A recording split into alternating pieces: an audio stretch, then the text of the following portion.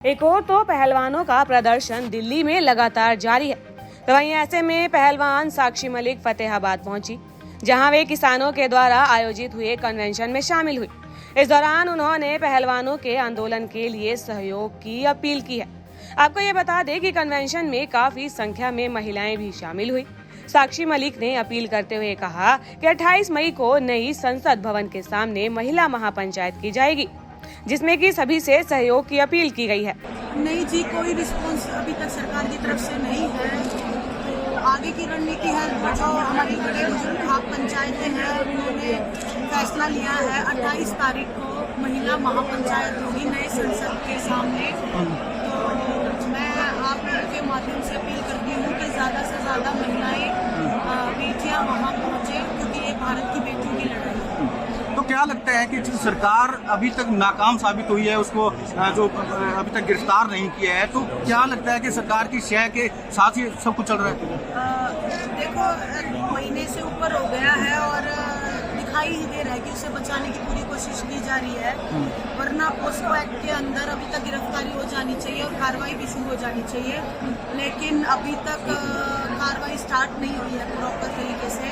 तो उसे बचाने की कोशिश की जा रही है, क्योंकि पावरफुल आदमी है, रूलिंग पार्टी से है। तो देश भर से सहयोग आपको मिल रहा है आपके समर्थन में? जी बिल्कुल, पूरा सहयोग मिल रहा है। कल भी हमने इंडिया गेट पे कैंडल मार्च किया था। पूरे भारतवर्ष से जो है हमें सहयोग मिला, जैसा कि आपने देखा भी होगा। तो बस बार बार हम यही अपील करते हैं कि ऐसे ही सहयोग बनाए रखो। शांतिपूर्वक हमें ये धरना चलाना है।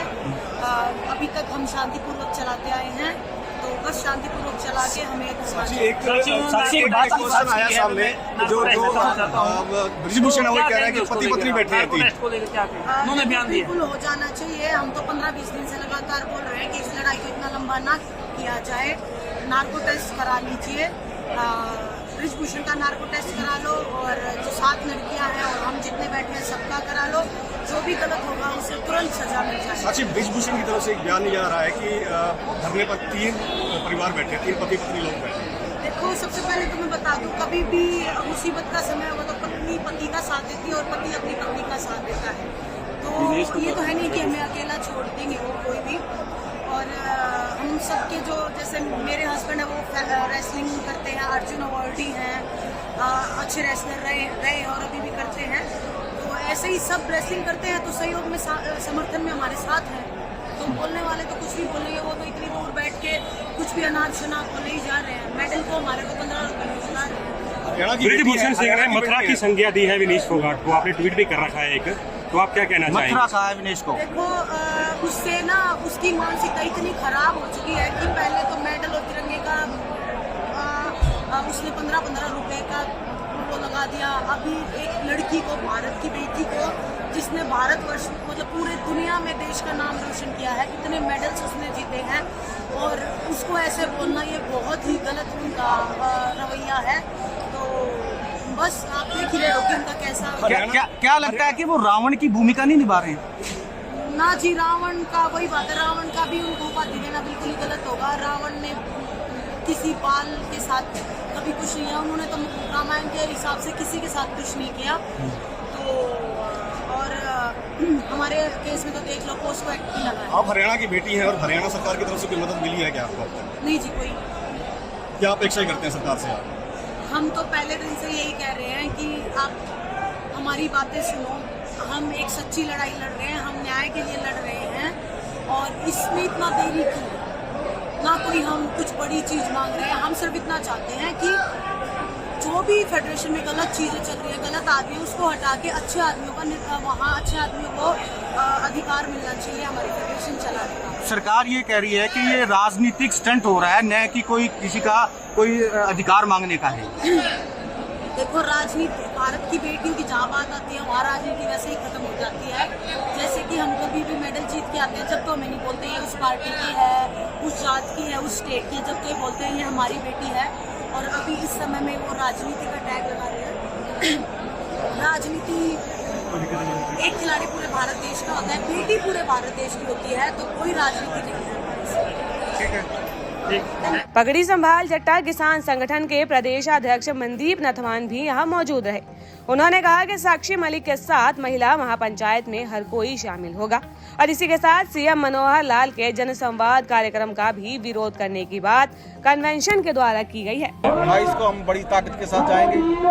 वो पहलवानों का आंदोलन है, वो इज्जत का आंदोलन है, जो छेड़छाड़ का मामला है और इतनी बेशर्म सरकार है, जहाँ संदीप सिंह भी हमारे हरियाणा का है, उस पर भी कोई कार्रवाई नहीं की जा रही, क्योंकि सरकार ही मान लो लोगों को बेटी बचाओ बेटी पढ़ाओ का नारा देती है, मगर बेटी अब बीजेपी वालों से बचाने का सवाल आ गया। हम उनके साथ हैं और आज हम ये मांग पत्र देने के लिए आए हैं और प्रशासन को चेताने के लिए आए हैं। यदि हमारे लोगों को चक्कर कटवाए गए दफ्तरों के अंदर, पैसा लिया गया, तो हम आने वाले समय में एक बड़ा आंदोलन करेंगे। यदि पक्का मोर्चा भी लगाना पड़ा तो पक्का मोर्चा भी लगाएंगे। अगर आप दिल्ली जाते हो, जो घेराव है इसमें अगर आपको रोका जाता है तो क्या? अभी देखो फैसला करना है, मगर हमारा संगठन उस मोर्चे में शामिल है। हम वो पहलवान जो बेटियां बैठी है उसके आंदोलन के साथ तन मन धन से हैं और बड़ी ताकत के साथ हम 28 को दिल्ली की तरफ। अगर पुलिस प्रशासन आपको जाने से वहाँ रोकता है तो आगामी आपकी क्या रहेगी? ये तो वहम है इनका। कभी इन्होंने पहले भी रोक के देखा होगा। कभी लोगों को लाठी और गोली से नहीं रोका जा सकता है। इतिहास है हमारा। अंग्रेजों के पास पुलिस भी बहुत थी, जेलें भी बहुत थी, गोली भी थी उस टाइम। तो अब तो लोकतंत्र है, ये इनका भरम है, ये रोक नहीं पाए। तो डीसी मैडम आ रहे हैं नीचे ज्ञापन लेने के लिए? तो मेरे को नहीं पता, यहाँ डीसी हरदीप सिंह होते थे तो मेरे को ये लगता है अभी एक धरना लगा था, उसके बाद जो भी काम लोग लेके आते थे तो सुनवाई होती थी। अब अभी नई मैडम आई है, पता नहीं, क्योंकि अभी इनको अफसरशाही वाला जो चक्कर है ना, जिनके दिमाग में रहता है। अभी लोग तो लोग इनको बाबूजी साहब कहते हैं, तो उनको चक्कर कटवाते हैं, क्योंकि कोई टाइम टेबल नहीं है इनका दफ्तर में बैठने का, क्योंकि ये बड़े अफसर हैं, कोई पूछने वाला नहीं है। कोई मान लो टोहाना से आया पेंशन के लिए, तो उसने डीसी से मिलना है, तो डीसी मैडम मान लो डीसी अब चाहे पहले थी, पता नहीं लगता कि डीसी ने कब बैठना है, ना अर्दली को पता होता है, ना उसके पीए को पता होता है कब आएगी वो। तो मान लो ये लोगों को चक्कर कटवा रहे हैं। ये अब माहौल बदलना पड़ेगा, लोग जाग रहे हैं। तो आज हम इन तमाम मांगों को लेकर यहाँ आए और हरियाणा के अंदर हमने 5 संगठनों का मोर्चा बनाया। सारे हरियाणा के अंदर हम जा रहे हैं, बड़ी ताकत के साथ लोग हमारे साथ आ रहे हैं और बीजेपी को हराने का भी काम करेंगे 2024 में, क्योंकि ये बीजेपी है जो लगातार लोकतंत्र की हत्या कर रही है। मनदीप जी, सरसों खरीद की बात चल रही थी, उसको लेकर क्या कह रहे हैं? अभी हमने कुलदीप बिश्नोई की दुकान के आगे धरना लगाया था। एक ही दिन में 62,000 क्विंटल सरसों बकाई है आदमपुर के इलाके में। हमारा संगठन पगड़ी समाज जट्टा के साथी बैठे थे। पहली बार इतिहास में हुआ कि वो दबे हुए लोग थे उस इलाके के, लड़ने के लिए मैदान में आए, तो 62,000 क्विंटल सरसों बेच के गए एक दिन में आदमपुर की जनता। और यहाँ का जो विधायक है वो उसका फर्ज बनता है कि इस इलाके की सरसों बकाए, मगर वो तो पैसा धन इकट्ठा करने के लिए विधायक है, क्योंकि इनके लिए तो व्यापार है।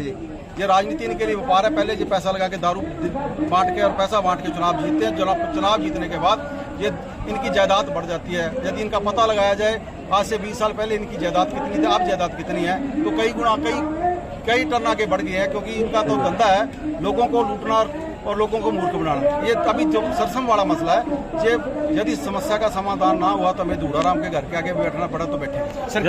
जनसंवाद कार्यक्रम कर रहे हैं मुख्यमंत्री लगातार। फतेहाबाद में आते तो उनके सामने भी समस्या रखी जाएगी? मुख्यमंत्री का डटकर विरोध करेंगे। डब्बोवाली पे जो लाठी बजाई है उसने, हमारा जो ब्लॉक का प्रधान था मिट्टू कंबोज, उसको भी वहाँ चोटें लगी हैं। यदि मुख्यमंत्री किसानों से माफी नहीं मांगते तो जनसंवाद जो यहाँ कार्यक्रम होगा उसका डटकर विरोध करेंगे। और सरसा के अंदर तो कम विरोध हुआ, हमने पूरी तैयारी करनी है पूरी, और यहाँ उनका कार्यक्रम होने नहीं दी। दैनिक सवेरा के लिए फतेहाबाद से जितेंद्र मोंगा की रिपोर्ट।